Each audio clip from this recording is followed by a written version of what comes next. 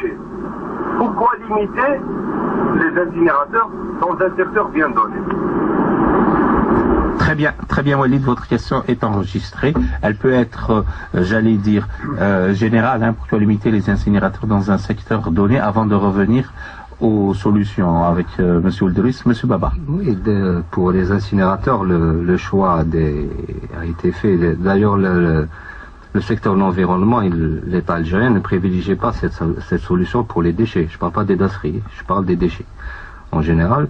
Donc, vu la nature du déchet, il y a eu une étude et les études ont démontré que les déchets sont très humides. Donc pour les brûler, il faudrait qu'un PCI, le PCI c'est le pouvoir calorifique inférieur qui soit très supérieur. Donc le choix des CET a été fait, le centre de refroidissement technique pour la récupération des biogaz et des lixiviats au détriment de l'incinération des déchets ménagers. Très bien. Alors, début de sortie de crise, une centaine de tonnes de tasseries, il faut positiver. C'est une activité qui pourrait être rentable, lucrative, une affaire, j'allais dire entre guillemets, juteuse, mais comme nous le disions hors antenne tout à l'heure, nous sommes en train de nous noyer dans un verre d'eau. Il se trouve qu'il y a des appareils qui ne demandent aucun agrément, qui ont été testés. Il y a un appareil qui a été mis au point à Toulouse, qui a été testé dans le réputé hôpital Rangueil, qui a été accepté, validé, homologué, qui est excellent.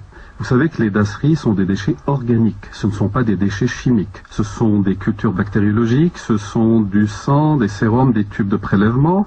Donc le principe, c'est un broyage avec une action antiseptique, désinfectante, et en même temps il y a un autoclavage. Le broyage permet à l'autoclavage de bien agir, parce qu'il y a un malaxage qui se fait.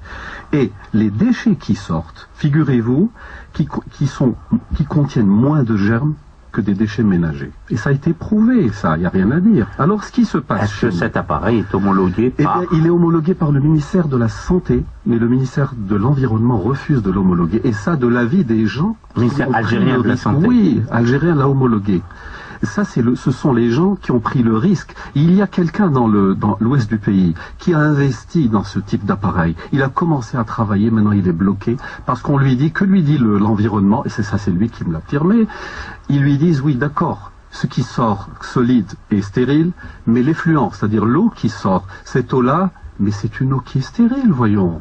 C'est une eau qui provient d'un déchet organique, elle est parfaitement... Une innocuité totale. Il a même fait des tests à l'étranger qui n'ont pas été reconnus en Algérie. Très bien. Monsieur Khaider, au 021 48 15 15, vos casques, s'il vous plaît. Monsieur Khaider, bonsoir. Oui, bonsoir, monsieur. Vous appelez d'où?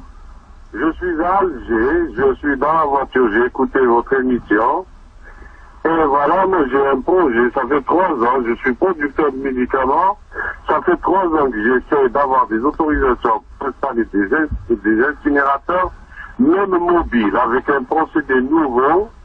En chauffe du sable, on peut même aller dans les hôpitaux les incinérer sans aucune émanation de toxicité. Allô? Oui, vous êtes toujours en direct, allez-y, terminez votre question, oui. Voilà. Et donc, on me pose toujours des refus, allez voir, et ben, par dépit, je me suis arrêté. Je continue toujours à me battre pour les obtenir, mais franchement, c'est un parcours du combattant pour le faire. Très bien, on vous remercie pour votre pugnacité, Monsieur Khaider. La réponse tout de suite avec Monsieur Baba avant de revenir au débat. Monsieur Baba, alors les incinérateurs mobiles sont-ils autorisés, oui ou non, par la réglementation algérienne? Les incinérateurs mobiles. Oui, il parle d'incinérateurs pour passer dans les... Moi aussi, je ne connais pas d'incinérateur mobile. J'aimerais juste rebondir sur la technique de banalisation. De banalisation. La stérilisation dont a parlé M. le Donc, il faudrait savoir que, à travers le PNACDES, c'est quoi? C'est le plan national de gestion des déchets spéciaux. Donc, c'est d'arrêter les quantités, de connaître les opérateurs qui les détiennent, de serrer aussi les éléments, de traiter les déchets spéciaux. Donc, d'ouvrir des opportunités. Et parmi l'une des opportunités, on n'a pas exclu la stérilisation. On la trouve, si on a bien parcouru le PNACDES, on trouve la stérilisation. Mais, il y a une réalité du terrain. Il ne faudrait pas oublier que nos CHU sont dotés d'incinérateurs. Donc, introduire une technique, il faudrait bien réfléchir. La banalisation, il n'y a pas de refus. Quand vous dites c'est l'environnement qui refuse d'agréer un appareillage, c'est pas dans nos compétences d'agréer un appareillage. Il y a l'ENACT, s'il y a un appareillage national de contrôle technique et d'agréage. Donc même l'agrément de la santé doit passer par cet organisme national. Mais pourquoi n'agrée pas dans ce cas? Agréer quoi? Agréer ce genre d'appareil. Nous, on agrée une filière. Il faudrait que cette filière ne soit pas nuisible pour la santé et l'environnement. Donc je vous dis que la réglementation impose l'incinération, mais ne ferme pas la porte, parce qu'on a un centre national des technologies plus propres. S'il y a une solution qui apporte un plus, c'est-à-dire il y a une étude à faire, comparative, avantage, si vous permettez, je termine, docteur. Donc pour la banalisation, moi j'ai tarabusté la question. Vous prenez le cas de la France. Il faudrait dire que la France a fait le choix de ne plus utiliser d'incinérateurs pour des considérations de réglementation européenne. Donc, ils ont favorisé cette technique de banalisation. Cette technique de banalisation en France est utilisée à 18% uniquement. Et elle est plus chère en France que le coût de l'incinération. Ça, c'est pour le cas de la France. Maintenant, concernant la banalisation, la technique en elle-même. La technique de banalisation va banaliser un déchet pour le rendre banal pour qu'il aille dans un CET. Sont techniques. Ah non, ils ne sont pas enfouissables. Ils vont en décharge. Ils ne s'enfouissent pas. Ils vont en décharge. Nos décharges, contrôlées ou pas, ne sont pas faites pour ce type de déchet. Pourquoi? Il faudrait analyser le déchet avant de le remettre dans la décharge. Il a été fait. Il faudrait l'analyser et dire qu'il est effectivement... Il ne peut pas infecter, c'est pas un vecteur d'infection. Alors si on ne peut pas banaliser, et si on ne peut pas incinérer, qui peut faire quoi pour cette centaine de déchets à risque d'infection? Je veux dire une chose. Notre association fait partie de la Fédération arabe de biologie clinique. Et nous connaissons les expériences des différents pays, notamment la Syrie. Alors les Syriens, ils ont un raisonnement qui se tient parfaitement. Quand ils achètent un réactif ou un appareil, il faudrait que celui qui le leur vend prouve que ce réactif ou que cet appareil se vend dans son pays. Si c'est un pays d'Europe, il faut que ce soit 2 pays d'Europe, ou un pays d'Europe et les États-Unis, ou un pays d'Europe et le Japon. C'est valable en Algérie pour les médicaments. Pour les réactifs, non. On peut nous ramener n'importe quoi. Donc, pourquoi réinventer le fil à couper le beurre? Ce sont des appareils qui ont fait la preuve d'une innocuité totale. Ça a été fait dans des grands centres. Il y a des techniques pour voir si le résultat est bon. Il suffit de mettre des spores de Bacillus stearothermophilus, qui est un germe très résistant et d'une innocuité parfaite. Il n'est peut-être pas un germe pathogène.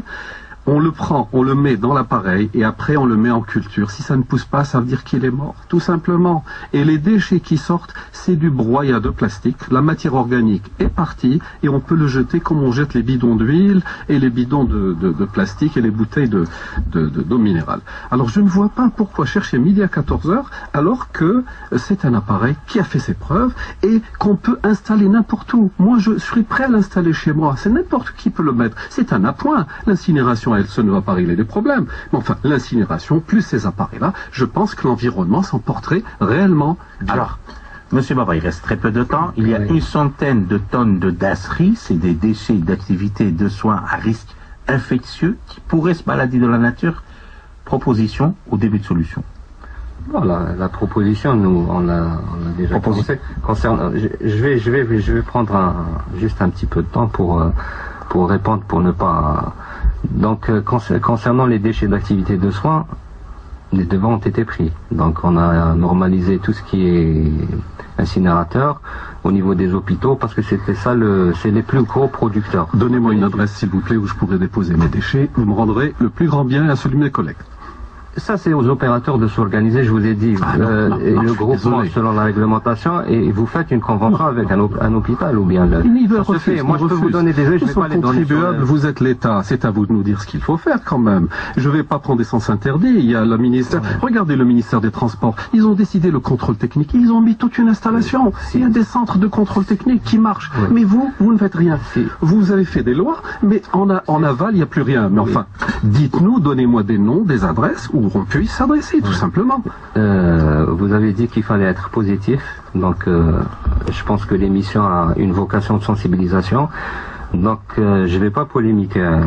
Non, c'est pas de la polémique, c'est une réponse. Donnez-moi une réponse, c'est tout, une adresse. Non, parce que quand on dit que l'État ne fait rien, il faudrait que les opérateurs... J'ai pas dit que l'État ne faisait rien. J'ai dit que l'État devrait... Moi, je représente... Vous devriez encourager ces gens qui veulent investir, qui ont mis de l'argent. Il y a quelqu'un qui paye 70 000 dinars par mois pour rembourser une dette avec un appareil qui est à l'arrêt. Il est dans l'Oranie, le pauvre. Je suis en train de vous donner des solutions. Allez-y, monsieur Baba. Donc... Concernant les petits opérateurs, je vous ai dit qu'il y a l'organisation des groupements. Il faut qu'ils s'organisent en groupement et qu'ils soient porteurs d'un projet fiable. Et ça demande combien de temps tout ça? Maintenant, il y a la réglementation. C'est réglementé même dans le temps. Quand vous déposez une étude d'impact et une étude de danger, on vous donne un visa qui est opposable. Oui, mais dites-moi, en attendant, qu'est-ce qu'on fait? Les déchets s'accumulent. En attendant, il y a eu la politique du moindre mal aussi. Non, le problème est pris en charge des dasseries au niveau des hôpitaux. Donnez-moi une adresse. Jusqu'à maintenant, il n'y a eu aucun problème concernant les dasseries. Concernant les opérateurs, je vous ai parlé de déchets diffus et en petite quantité. Ça, c'est les opérateurs. Je vous ai dit qu'on a inscrit une opération de très grande envergure pour l'inscription d'un incinérateur en centralisé qui va desservir ces opérateurs. En plus de ça, il y a des centres de groupement où ces opérateurs pourront ramener leurs déchets. Donc le début de solution est venu du ministère de l'Environnement, quitte à l'autre partie de s'organiser dans le cadre de la réglementation. Jusqu'à maintenant, on n'a reçu aucune demande d'un groupement d'intérêt commun pour la gestion des déchets spécifiques. C'est la première fois que j'entends parler des groupements de gestion. Que l'émission est importante. Et c'est pour ça. Je m'invite dans votre ministère, si vous voulez nous inviter à une réunion de travail. Bien sûr. Vous ne l'avez pas fait, on vous a écrit, vous n'avez pas répondu. Mais j'espère que cette fois-ci, vous allez nous inviter. Je vous invite à travers les ondes. Monsieur est témoin. Donc, et je vous invite dans quelques mois à reparler de ces projets, de ces dasseries, des déchets d'activité de soins à risque infectieux qui nous empoisonnent l'existence, une centaine de tonnes par an qui ne sont pas gérées, qui ne peuvent pas être recyclées. Ça pose problème. On se retrouvera donc dans 2 à 3 mois pour voir si il y a des collègues qui ont eu affaire à la justice. Je vous signale. Ils se sont retrouvés devant le procureur. Il y en a un qui est passé en prison à cause de ça. Eh ben, on se retrouvera mardi prochain, même heure, même station. Sur la 3, c'est la pub. Alger Médina, un investissement algérien comprenant en partie un parc aquatique, le premier de son genre en Algérie, un port de plaisance marina et des...